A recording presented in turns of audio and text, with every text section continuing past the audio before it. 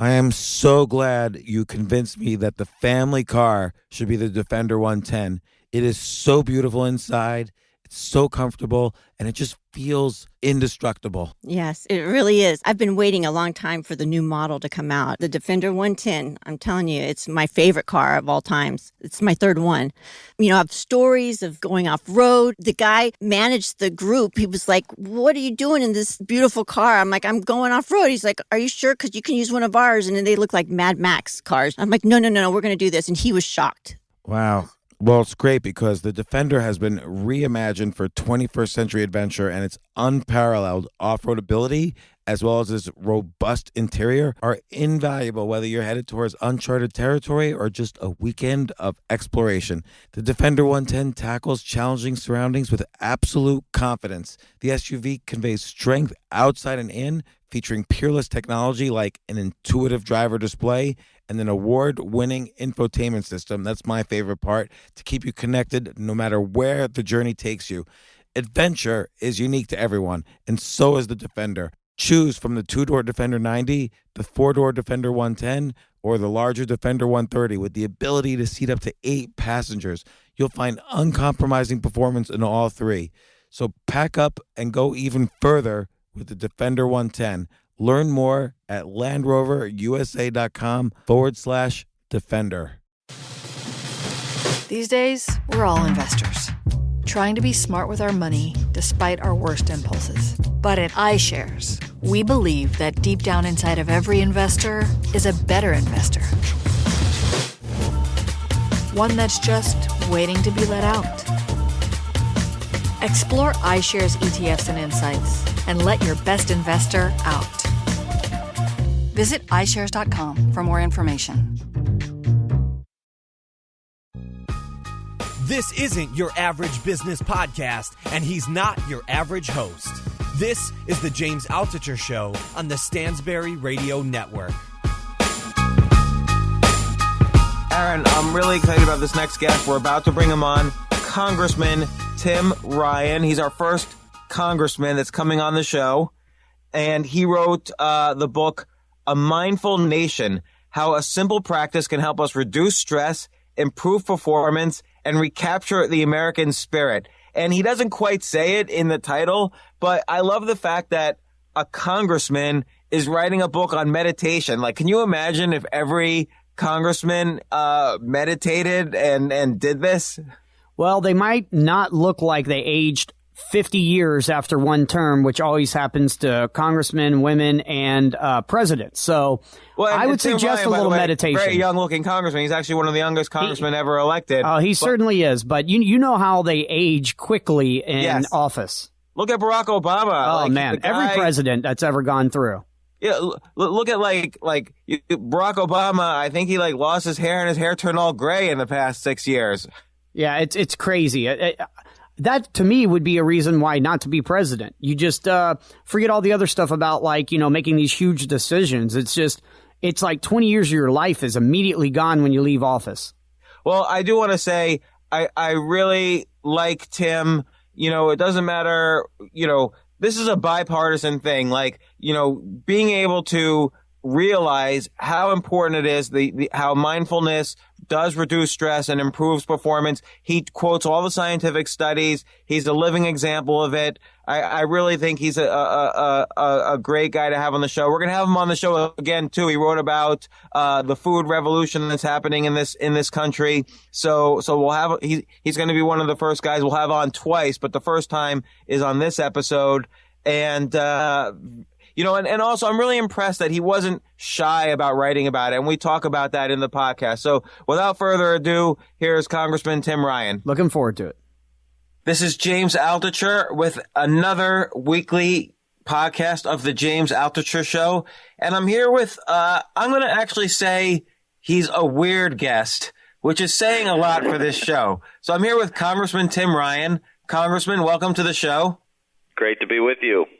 And Congressman, the reason I introduced like that, I've had guests ranging from Dan Marino to Wayne Dyer to Tim Ferriss, Tucker Max. I've had all sorts of Arianna Huffington. And the reason why I think you're sort of a special guest is that when I say Dan Marino, what do you think? Miami Dolphins. Exactly.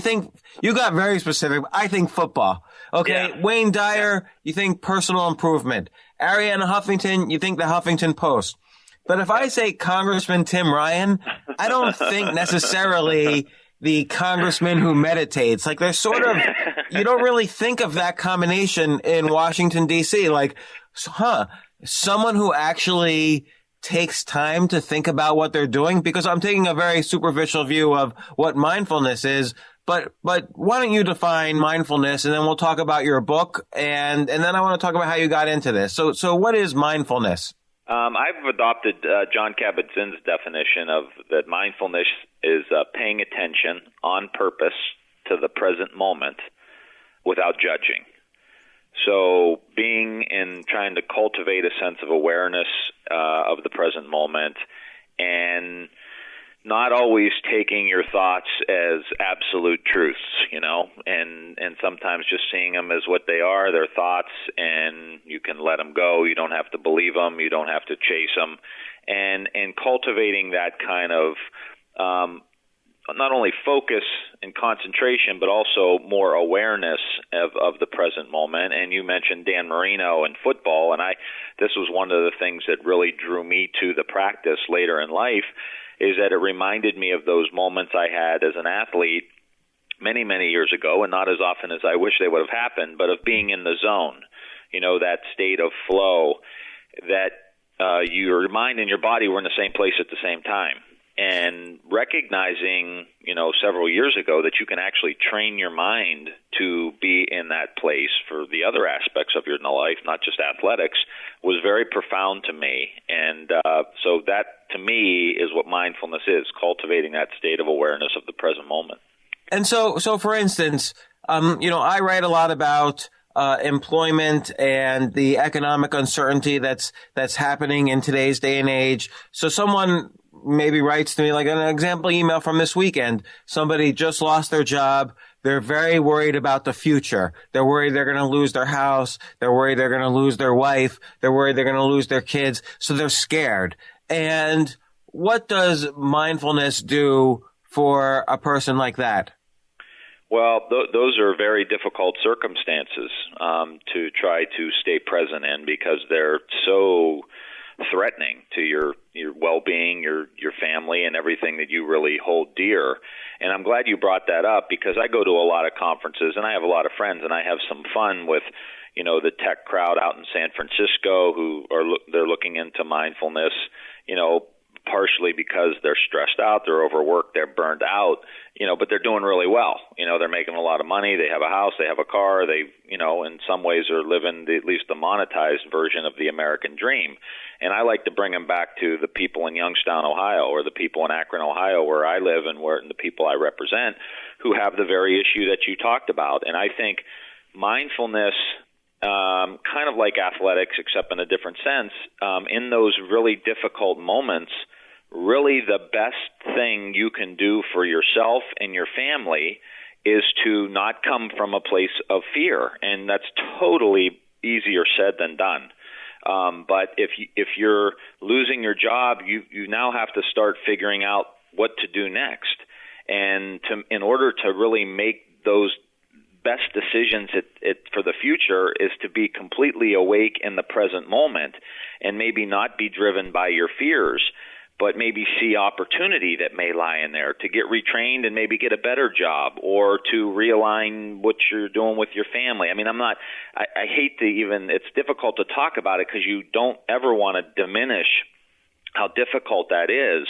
But the best thing you can do is to be awake and aware in the present moment. And, guys from my line of work need to do a better job with dealing with inequality and having policies that don't promote inequality and bring about livable wages and good health care and all of that. So we've got our hands full too. But from a very personal situation, the best thing you can do is to be awake and aware in the present moment. And it is like that athlete. It's just like that athlete in a high-pressure situation when the chips are down.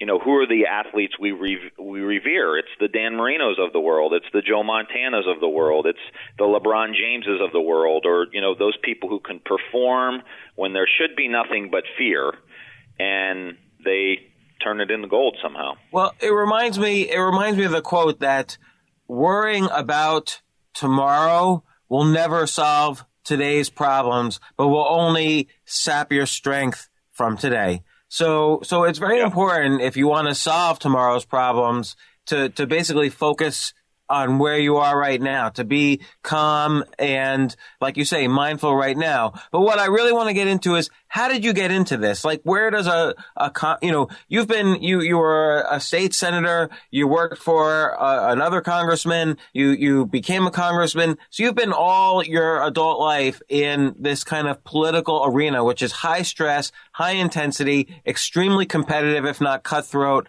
How did you get into this? It seems almost sort of like, woo-woo, to go from being a congressman to getting into meditation and mindfulness and being the only one really who is this much out there into it. I mean, you wrote a book. It's widely received. So again, sorry for interrupting. Yeah, there was a moment in my political career that kind of accelerated and kind of realigned my spiritual journey in a sense. In 2008, when I had been in Congress 5 or 6 years, I was extremely tired, and I was getting to the point where I was going to be burnt out. And I was 35 years old. Why were you tired? Fundraising, campaigning. Ohio is a very busy political state. It goes back and forth, red and blue. And so, I was campaigning for friends of mine around the state, Sherrod Brown, who was running for senator, Ted Strickland, who was running for governor back in the day, and campaigning for other congressional candidates, the fundraising burden. And then I'm a Democrat, and then when we won the House back in 2006, I got on the Appropriations Committee, and that was a whole other, portfolio of busyness and work that I love and enjoyed, but it was adding up. And so I went on after the 2008 election, I thought, I don't want to be burnt out by the time I'm 40. So I knew the days where I meditated, that I was better. I was more focused, more relaxed, higher levels of energy, better. So some days during this election process, you were taking the time to meditate. What were you doing? I was doing some Wayne Dyer meditations that he had. I did some Deepak Chopra. I did some Christian centering prayer. So I did Vipassana, the one I do now mostly. All of those, mantra-based, TM style. I've tried them all. Really. You've done the whole smorgasbord. You've done the whole spectrum of meditations. Pretty much. They're all basically go down to the same principles. Well, I think there are differences, but they all have benefits, and to me it doesn't really matter which one you do if it's helping you, and have a higher quality of life and better relationships. That's what's important.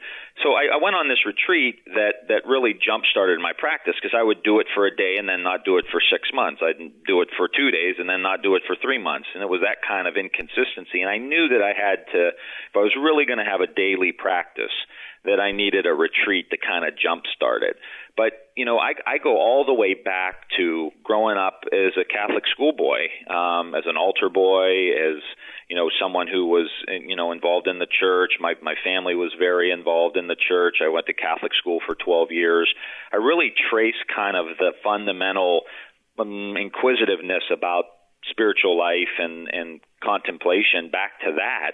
And I was very fortunate. I played football. I was quarterback and all that good stuff in Northeast Ohio, which is, a big deal back here. But I remember having coaches in my high school that I would watch as the bell rang for class in school, and I'd go one way and this coach would go the other way. And I remember every day seeing him step into the chapel to get some quiet time.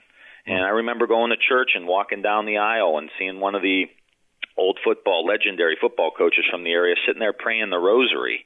My grandfather prayed the rosary. And so I had people men that I looked up to that were coaches and teachers and athletes themselves, prioritize this as something that was important in their life. And so the more I get into this, the more I say, boy, I had a lot of people modeling for me that this was an okay thing to do and nothing to be ashamed of. And eventually when I discovered it in a very powerful way, I had the courage to go out and write a book about it and talk about it, even though I was a member of the United States Congress.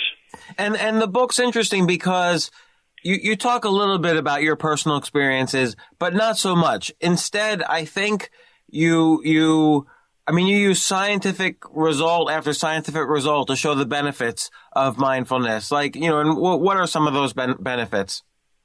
Well, we talked a lot about stress, for example. There's a lot of science coming online about how this is a major stress reducer. Now, obviously, people who practice it know through their own personal experience how powerful it can be. But science is starting to come online and showing how that this can reduce stress and therefore and reduce inflammation in your body. And inflammation in your body causes a series of negative things. It could be both from a bad diet or stress, but in this instance, we talk about stress, and it causes heart disease, high blood pressure, ulcers, type 2 diabetes, on and on and on because of high levels of stress. And mindfulness is being shown to reduce that level of stress and therefore signs of reducing inflammation, which is transformational when you're looking at our healthcare system. There was one study I talk about in the book where they had two groups that they had psoriasis, and they would each go into a light box for treatment. Each group would. But one group practiced mindfulness, I think it was for about 20 minutes, while they were in the light box getting the treatment. And so the group that was practicing mindfulness needed 4 times less the treatments than the group that just went into the light box. And, this seems to say that by reducing your stress, your body will do what it naturally wants to do, and that's heal itself. And so reducing your stress will allow it to do that better. And when you're coming from my vantage point in Congress and you're looking at the budget for our country over the long haul, the primary driver for our deficits is health care, both in Medicare and Medicaid. And so why wouldn't we want to try to adopt something that has no side effects, could reduce stress, and help drive down healthcare costs? I wonder if some of it's related to the fact that, just physically, the gut and the heart have almost as many neurons or neurotransmitters in them as the brain. So when a lot of, mindfulness and meditation starts off with kind of deep breathing into the gut or diaphragm area, and I wonder if that helps. A lot of times when you're stressed first in your gut, which is why we refer to stress eating, or I have butterflies in my stomach, or I feel like, gut pains when I'm afraid of something. And so I wonder if mindfulness is related to kind of reconnecting all the parts of your brain so it flows a little more smoothly. I think so. And, and that's why we've got to study it more. And I think that's why we've got to have more public awareness of it so we can say, okay, we have the National Institutes of Health. They are putting more money into this. But boy, if we could really ramp up and do a 10-year longitudinal study with, hundreds and hundreds of, if not thousands of people to really figure out, what's happening here and what can ultimately lead to us being as healthy and productive and happy as we possibly can be, seems to me that'd be a great investment for the United States government to make. The other thing, too, is the education. I mean, you see, really, if we're going to transform the country, it's going to start with, the kids that are coming up now. And there are education programs that are, whether it's the Mindful Schools program or different social and emotional learning programs like Inner Resiliency, or Goldie Hawn has a program called Mind.Up, phenomenal programs that are teaching kids in the elementary schools these basic skills that we think are so important, but we just don't teach our kids. We yell at our kids to pay attention, and trust me, I went to Catholic school, so that happened more than once. But we don't teach our kids how to pay attention. And really, mindfulness is the how of paying attention. And you cultivate that focus, that concentration, that awareness that's only going to improve the child's ability to learn. And then when you also look, and what's very interesting is the stress response, whether you're a child or you're in the Marine Corps, is the same. You have an older part of your brain called the amygdala. The amygdala gets really cranked up if you're in a stressful situation. That's where your fight or flight response is really coming from. And over time, whether you're serving 2 or 3 tours of duty in Iraq and Afghanistan, you can really start to shift your brain with all of that stress and trauma that can come from that tour of duty. And so mindfulness can help calm that part of your brain down. And when that part of your brain is really cranked up, it almost prevents you from accessing different parts of your prefrontal cortex, the executive functions of your brain. It's kind of like the CEO of the brain. Working memory happens there, attention span, decision making, all of these happen in the prefrontal cortex. So high levels of stress prevent you from accessing your prefrontal cortex. So if you're a Marine, that can get very dangerous because now you're in fight or flight and you can't engage your prefrontal cortex, and you may end up making some decisions that you don't want to make and could have really global ramifications when you think about it today. Same for a kid, James, same exact thing for a kid. If a kid's living in a tough neighborhood, there's gangs, domestic violence in the home. We can say, this kid just can't learn, or we can say, well, what the science is telling us is this kid's having chronic levels of stress because of his environment. He probably has a bad diet too, but his amygdala is really cranked up. He can't access his prefrontal cortex, so he's never going to be able to learn. So what do we do to calm down his amygdala so that he can engage the executive parts of his brain that he's going to need to learn?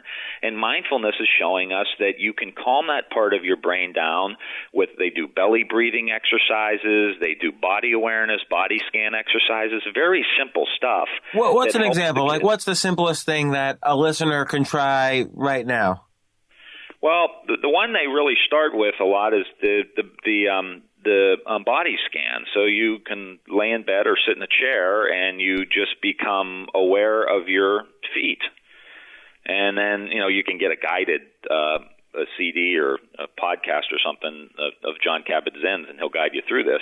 And then you become aware of your feet, and then you become aware of your ankles, and then your calves, and you take some deep breaths into that area, then to your knees, then to your thighs, and all the way up to the top of your head. And you take about 10 or 15 minutes to do this, but it starts to ground your focus, your awareness, into different areas, and your mind will go off from your feet, and you see that your mind went off from your feet, and you bring it back to your feet. And right, I think the key there too is don't get so disappointed if your mind drifts. Just it's a practice in bringing it back. Well, you make the point that always needs to be made. So I'm glad you brought it up, because people always say, "Oh, I'm bad at this. I can't do it." Well, no one can when you first start. I mean, that's just the way it is. It's like when you go to the gym for the first day, you're not going to get on, the machine and start, lifting 225-pound bench press or whatever. You start and you cultivate your strength of your muscles. Same thing with your attention span. So your mind's inevitably going to go off 1 million different times. The key is to come back 1 million and one time, and you'll start to see over time your ability to cultivate your attention span and have higher levels of attention. So if this is a fundamental aspect of learning, why aren't we teaching it to our kids at a very, very early age? Well, that's a great question, because there is tons of studies. There's tons of programs that have been working. You're a congressman. Why aren't we kind of requiring our schools? Instead, we're requiring our schools to take these standardized tests and, answer multiple choice questions. What's the deal here? Yeah, well, I think you're right to ask that, and this is not a dodge from the federal level. Most of these decisions are made at the state level, where they run the schools, and then the local district. But I think we should be, from the federal government side, I think promoting these kinds of programs that schools can maybe get a federal grant and start to implement it. There's some money in like the Safe and Drug-Free Schools account that does some of this stuff as a part of prevention. But it's a small, paltry amount of money when you think about what the needs actually are. And we got a grant a couple years ago for Youngstown and Warren City schools. And my whole goal was, the grant was $1 million. The whole goal was to say, we're not going to keep funding this from the federal level, but we want to have a proof of concept here. And in the local schools, they're doing extremely well, and they're starting to move local money from other programs into the program that we started, because this is so fundamental. These bullying programs haven't moved the needle in the last 4 or 5 years at all, because we're not getting to the root cause of these problems. Well, what are they trying to do right now, the bullying programs? Like, what's the idea? Well, it's like don't bully, or tell on the bully. I see. And I think this is so fundamental. It's like, what is going on in the child that's bullying? Like, what's going on? What's going on inside of them? What's going on in their family life? What's going on in their neighborhood? Why are they feeling this? And bullying's always been an issue, but today it's dangerous and it's gotten out of hand. And I think it's showing us how much anxiety these kids are living under. They're either bullying or they find drugs and alcohol may be one, or they lack so much intimacy in their life that teen pregnancy is becoming an issue all across the country. You look at the anxiety, even in wealthy school districts, for getting proper test scores. And, oh, my God, if you don't get into Harvard or Yale, you're a complete loser. So they're taking Adderall and they're doing all kinds of drugs to stay up at night to make sure they make the grades. Like, what the hell are we doing to our kids? And the default position from many people is, well, put them on some drugs, get them on some ADD medication or ADHD medication, or they're depressed or whatever. It's like, wait a minute, we're going to have a nation full of doped up kids. And the same thing with our vets. They come back and it's like, well, these practices that I'm talking about, whether it's mindfulness-based stress reduction, or there's a program called Project Welcome Home Troops that does deep breathing exercises, and they do a power breath workshop, that are getting these vets off of their medication. These guys are sleeping through the night for the first time in years, and I talk to them all the time. And these are Vietnam vets that are in their 60s and sometimes 70 years old that all of a sudden discovered mindfulness-based stress reduction, and they're like, holy cow, I've waited 40 years for this. And they feel obligated to tell the younger vets the same thing. We had a kid the other day, Billy Birdsell, who did several tours. He was on the front page of the Washington Post. He came to a meditation session that we have. He said they were pushing me down the road of getting on drugs, and I had some real issues with post-traumatic stress, but I wasn't going to go there. He developed his girlfriend's a yoga teacher. He developed yoga, tai chi, meditation, acupuncture. He kind of created his own little way of, and the kid's fine. He's so lighthearted, and he says, I got my life back. And the point is, like, the default position for America in 2014 and moving forward cannot be better living through pharmaceuticals. It just can't be, because we're going to have a nation full of kids who are just zombies, and same with our vets. And to me, that's unacceptable. We can do better than that. So again, given these results, and these results are all over the place. They're not hidden. They're not just in your book. Like, I've read them in other places. Is it the pharma company that's lobbying against, kind of more exploration of this? Of what's happening that's preventing more exploration of this, and the FDA instead pushing more Adderall on everybody? Well, I think it's just a lack of awareness. I really do. I don't think there's any big grand conspiracy. Obviously, the pharmaceutical companies are interested in making money, and are they in your district? And pushing their product. No, not really. Obviously they sell in my district, but right. It's not a big industry here. But to me, it's this message just has to get out that this isn't fringe, this isn't woo woo. This is something that the Marine Corps is doing. This is something that Phil Jackson did with the Los Angeles Lakers and the Chicago Bulls to increase performance and concentration and focus and awareness and all the stuff we've been talking about. This is something that a lot of medical schools are starting to teach. In fact, I was down at the Ohio State University in Columbus a few weeks back. Their students, they have a couple students that actually want mindfulness-based stress reduction to be a course for first-year medical students. So the kids are starting to ask for this now. The students are starting to ask for this now. So what we've got to do is continue to raise awareness about this, and this is kind of why I wanted to write the book and celebrate the scientists and the people in the military and the vets and the schools that are doing this, to really say, hey, listen, I'm from Youngstown, Ohio. I'm not from L.A., I'm not from New York, I'm not from Vermont. I'm from Youngstown. I played football my whole life.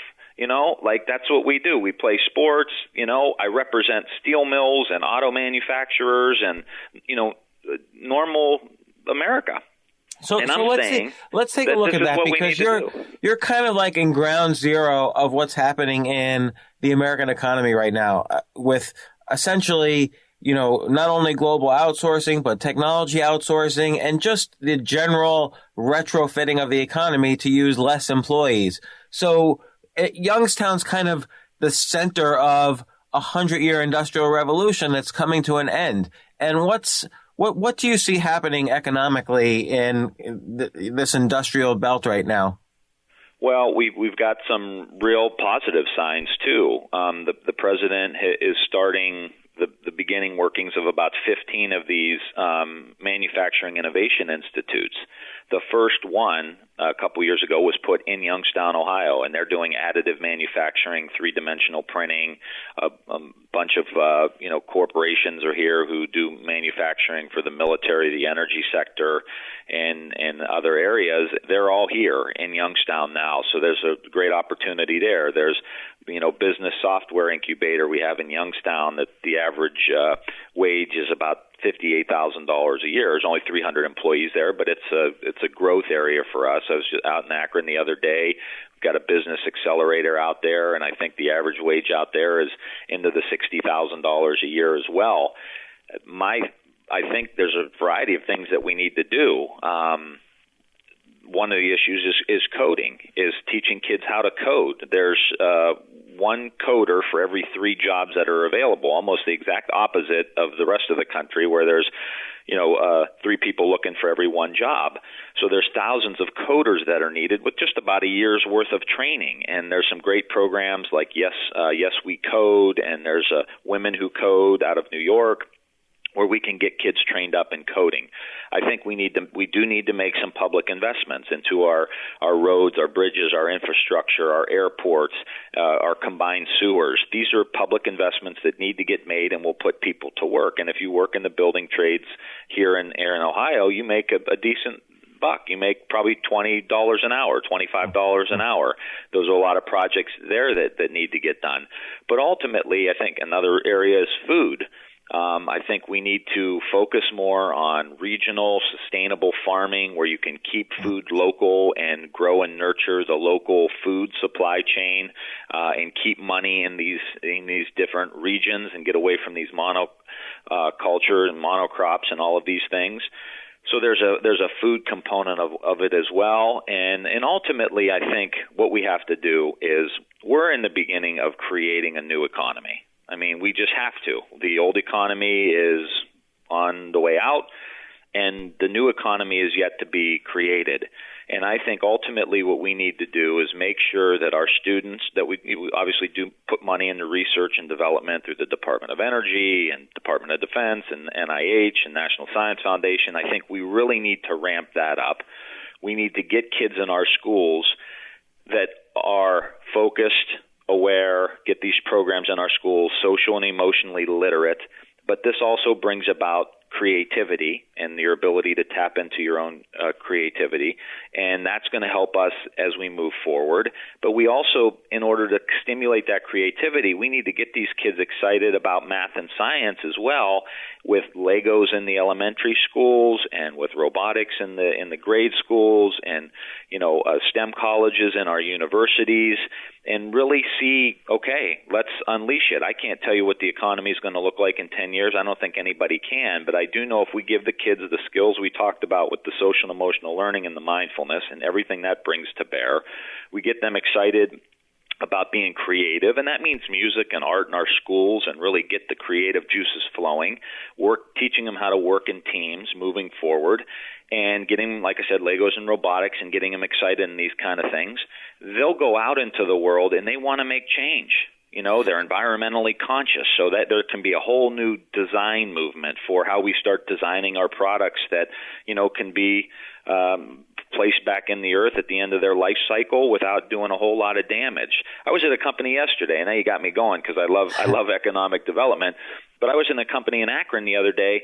They're pulling all the plastic out of landfills, and they're converting it into oil, the oil that was in the plastics, and they're reducing the garbage that's going in the landfills and reducing landfills by tons billions of tons of plastics. Now, are there regulations like on what to do with landfills? For instance, there's a lot of natural gases that landfills, exude. So are there things you can and can't do with landfills? Well, yeah, I think methane too is a big issue coming out of landfills. Yeah, you do have to be careful. You do have to be careful. But like methane's something that, for instance, can be recycled into energy, and I think that's one of the things that you're not allowed to use with landfills. Like a lot of this is sort of kind of held back by regulation for some reason. I agree, and I think that's what I'm talking about when there's a new economy, and just because you may be a Democrat and the old way of, or environmentalist, and the old way of doing it was, hey, we better regulate these landfills. Well, let's maybe set up some pilot projects with some companies who know how to take the methane out of the landfill and recycle it and put it to a little more productive use. I mean, would you say, for instance, can you think of an example where sort of taking a step back, being mindful, being meditative has put you at odds with, let's say, the Democratic leadership in terms of just blindly following, whatever the leadership tells you? And I'm saying this whether you're a Democrat or a Republican. Yeah, I think so. I think it's it's allowed me to think for myself and really see, not be blinded by, oh, well, this is my party, I should be with them, or that makes sense to me, and I'm not even going to think about it. Well, what's an example? Like, what's a profile in courage that the mindfulness has given you? Well, I would say, the other day we had a vote on the research and development tax credit, and the Democrats were against it, and it was not paid for. And a lot of times now the Republicans won't do anything because it's not paid for. And which I think in the long term is not necessarily a bad strategy, but they won't even find a way to pay for unemployment insurance to extend it. And I'm for extending unemployment insurance, even though right now we don't have the revenue to pay for it because I think the social value is there. But anyway, Democrats were against the research and development tax credit because it wasn't paid for, and they were whipping Democrats to vote against it. And I voted for it because I think if there's one thing we can do for our economy today is give some certainty to these businesses who are doing the research and development and commercialization of products that are going to lead to job growth in our country. And I recognize it's not paid for today, and maybe we have to come back and figure out a way to do it. But I think that is something that we need to do. So that was my belief, and I see it happening in my district. I see the businesses that are growing are ones using or could potentially use this research and development tax credit. So I voted against the party on that because I felt like they were wrong. And what happens? Like, does when you vote against a vote like that, does Frank Underwood suddenly call you and start yelling at you? Start. Yeah, I stay out of the train station. You know what I mean with Frank. No, I mean, people get upset with you, and but there's always another vote at another time. So whatever. I think I've been around long enough now. I've been in Congress 12 years that when I disagree with the House leadership, I vote my conscience, and I say I want to do the different direction. And I would hope that at some point I could help persuade people to say, hey, no, this is something we talk about research and development. We should be for the research and development tax credit. So that's one example. But with the real benefit that I've noticed from my vantage point here is really you begin to see how things are really interconnected. We have for so long kept this industrial age mentality where, okay, here's the Department of Agriculture, here's the Department of Education, here's the Department of this and that. And in reality, these are all connected. We just had a huge discussion of a farm bill in the United States. All our ag policies are now set in stone for the next 5 years. There was no discussion about diabetes. There was no discussion that in the next few years, half of our country is going to either have diabetes or pre-diabetes. There was no discussion about the obesity epidemic, and it's like, well, guys, food is a huge component of health. Even when we went through the whole healthcare debate, we weren't talking about food. Now, why do you think the two concepts weren't linked? Are you think people are thinking still in a kind of a poverty mindset, like, well, we have to feed people first? Yeah, I think that's part of it, and part of it is just, again, a certain like inertia builds up around issues that it just becomes so difficult to face and to shift. But how can we sit here and think that we can eat fake food ad infinitum, indefinitely, and it's not going to affect our health? And we're watching the numbers continue to increase with, like I said, with diabetes and prediabetes and obesity, and we're seeing what's happening to our children. We're reading articles about all of these antibiotics that are in our chickens, in the poultry that we eat, huge levels to where we're becoming resistant to certain antibiotics, which could be a hell of an issue for us as a country. You're looking at the hormones that we put in our meat, and the fact that cows are even eating corn when they're designed to eat grass. They've developed this chamber in their belly to digest grass, and it's actually healthy for you. So would you say that, like you described earlier, studies show how mindfulness almost, let's say, it relaxes the amygdala, so there's more communication with the prefrontal cortex, which is like the CEO of the brain, as you described it. Would you say that kind of practicing those connections and making those connections run more smoothly allows you as a congressman to more easily start making these connections between the different concepts being voted on and argued and debated and so on? Yeah, definitely.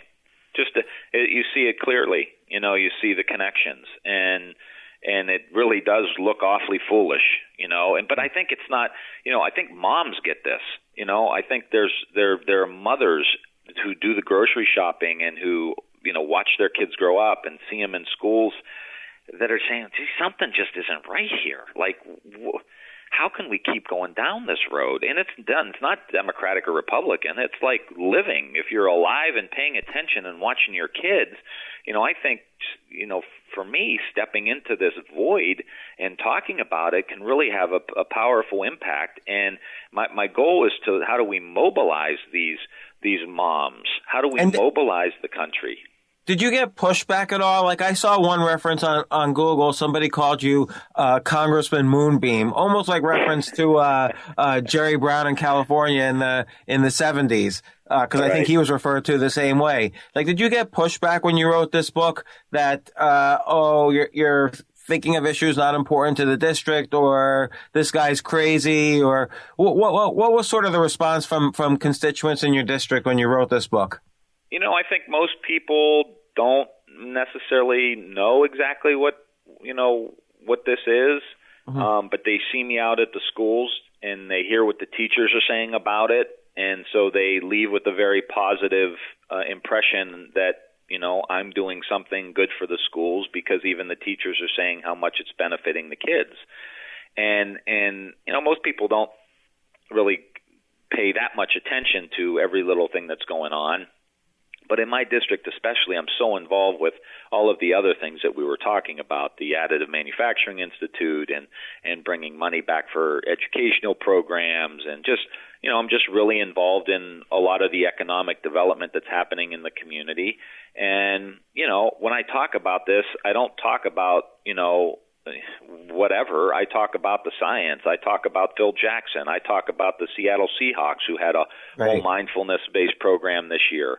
And an amazing sports psychologist that's working with them. And it's like, I tell my guys who like to give me a hard time, I'm like, the Seattle Seahawks won the Super Bowl. They weren't laying on the field against the Broncos in like Savasana pose doing a body scan. They were in the game. They were playing, but they were focused and aware. And obviously it worked. Because they were in the present moment and paying attention to what was happening around them, and had a high level of focus and concentration. And, so this is not about you sit on a cushion or you go to a yoga studio and then you get off the mat or off the cushion or off of your chair and you go back to, life. No, this is about taking that awareness off of the practice, off of the cushion, and into your life, so that when your wife talks to you, you're paying attention. When your kids are there, you're present for the kids, because that's what they do. They just feel you most of the time. The kids, they just feel whether or not you are present with them. You bring that to those daily situations.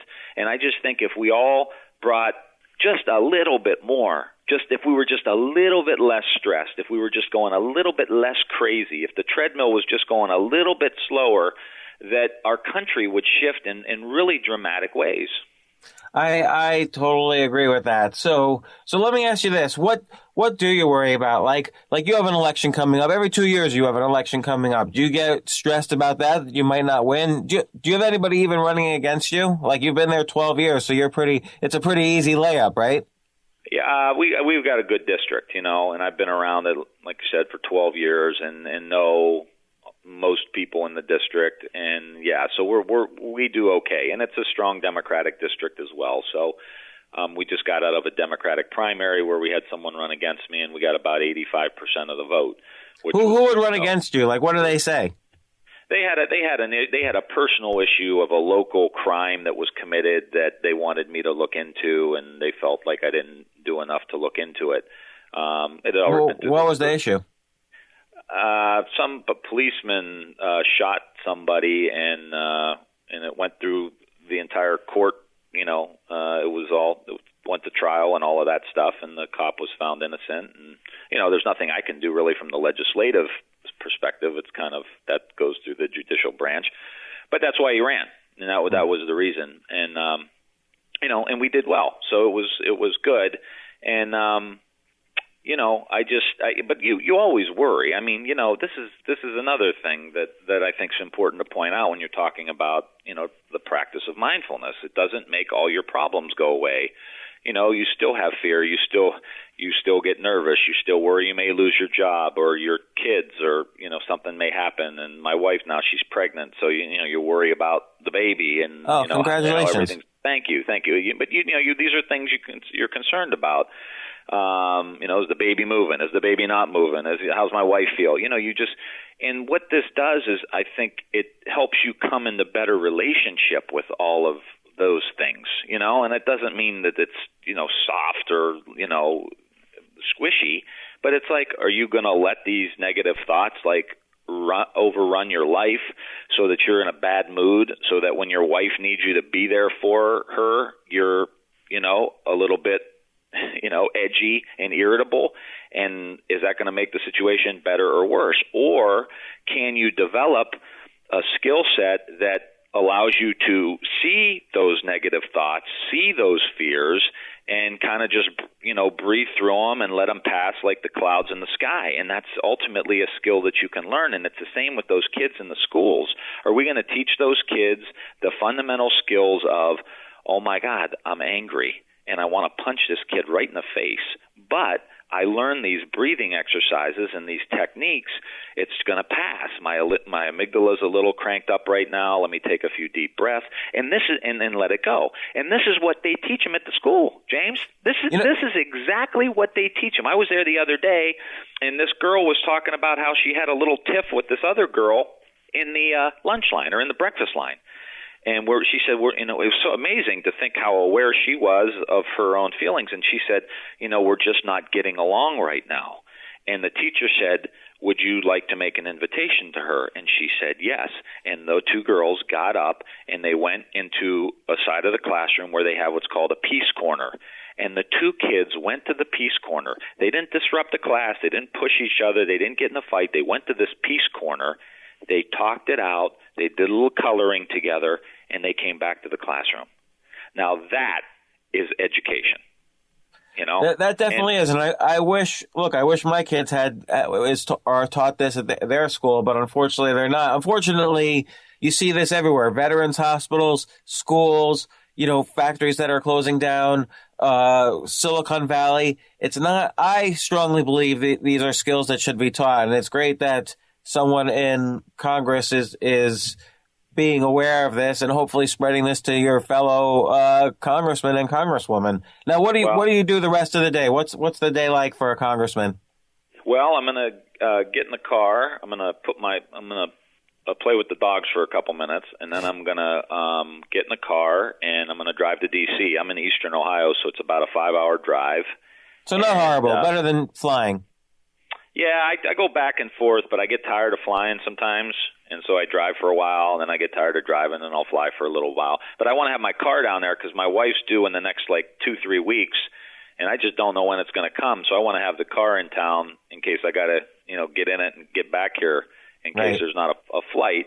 So I'm going to drive for a little bit, and then we have a quiet time caucus that we do every week, where at 6 o'clock tonight we go into the House Chapel, which is right in the Capitol, under the Capitol Dome, and every member is invited for 30 minutes to come into the quiet time caucus, and you can meditate, you can pray the rosary, you can have quiet time. How many members are showing up? Yeah, just me and really one other guy.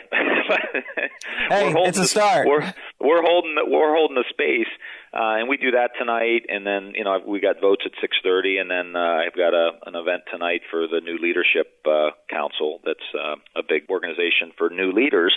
And then one other thing we do that you may find interesting, every week we do a session with staff members, where we've been getting about 30 or 40 staff members come, and we have different meditation teachers come in. Teachers that are doing work with veterans, doing work in the schools, doing work in hospitals, education, the military. They come and they'll do about a half-hour guided meditation session for staffers, and these staffers are great. They're really enjoying it. They're seeing the benefits of it, and they're learning all the different applications. So to me, that's almost more important than the members of Congress. And to have 30 or 40 staffers there that are interested in this kind of thing is really cool. It's really something that says, maybe there is a little shift happening here. Well, Congressman Tim Ryan, author of A Mindful Nation, How a Simple Practice Can Help Us Reduce Stress, Improve Performance, and Recapture the American Spirit. Thank you so much for coming on to my podcast, and I really appreciate the time. I know you're a busy guy. Well, thank you. I think it's really important that guys like you find value in this and want to help get the word out, because the moms in the school districts, the people on the school boards and the teachers, the more they hear about this, they can start this in their own classroom. And in the back of A Mindful Nation, there's a resource section of different organizations that are doing this work. And so any of your listeners can go and get the book and get into the resource section and get some direction on how to implement this in your own communities. It's a very decentralized movement, and we need everybody's help to get it rolling. Also, I will say in the back of the book, there's some sample exercises of different paths and different traditions on how you can practice mindfulness. So I recommend that as well. I appreciate that, James. Thank you so much for doing this. Thanks, Congressman. Goodbye. Bye-bye. For more from James, check out the James Altucher Show on the Stansberry Radio Network at stansberryradio.com and get yourself on the free insiders list today.